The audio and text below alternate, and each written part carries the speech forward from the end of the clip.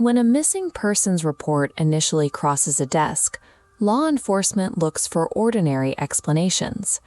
Case File 771 began that way. It was an investigation into the whereabouts of 19-year-old Emily Carter, and at first it was treated as a routine disappearance. Her final known movements offer no obvious red flags. She purchased water and batteries. Emily was recorded on CCTV at a local gas station at 11:26 p.m., exhibiting calm behavior before walking toward the woods behind her home. Exactly 15 minutes later, at 11:41 p.m., her digital footprint vanished. Emily stopped responding to text messages.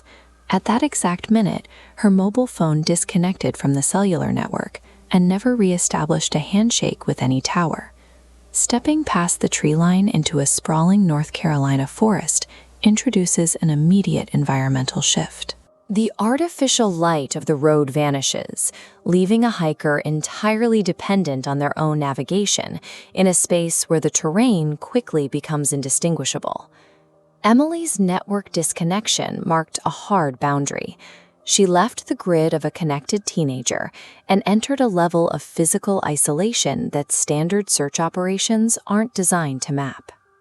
The initial search grid operated precisely by the book. Trackers successfully located Emily's trail near the tree line and followed a clear, linear set of footprints extending exactly 2.3 miles into the dense pine forest. Deep inside the trail, the physical evidence abruptly terminates. Emily's footprints simply end in the middle of the path. Investigators found no scuff marks, no pivot points, and no signs of disturbed earth.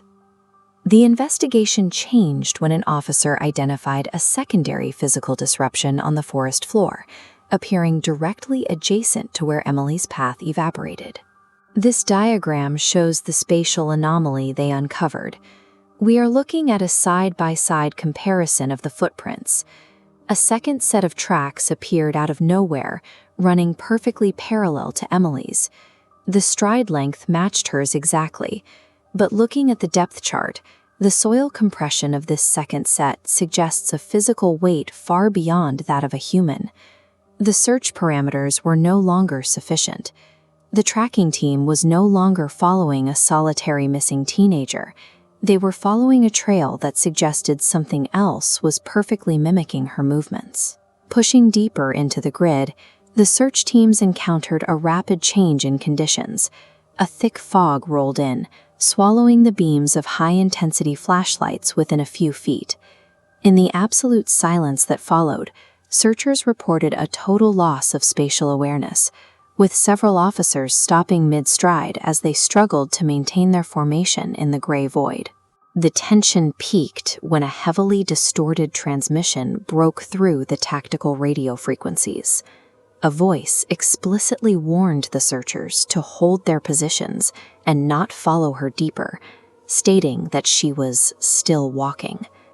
Immediately after that transmission, all radios across the grid experienced a total communications blackout, lasting exactly 17 seconds. When the signal reconnected, Central Dispatch confirmed they had sent no such warning. In a nearby clearing, the operation moved into an evidence recovery phase. Officers located Emily's backpack. It had been placed with careful deliberation on a large rock, appearing completely undisturbed. Her mobile phone was recovered nearby on the forest floor, marking the final point where any physical trail could be established. Because the physical trail ended in a series of contradictions that couldn't be reconciled with the terrain, investigators turned their focus to the only data source remaining, the files found on the recovered phone.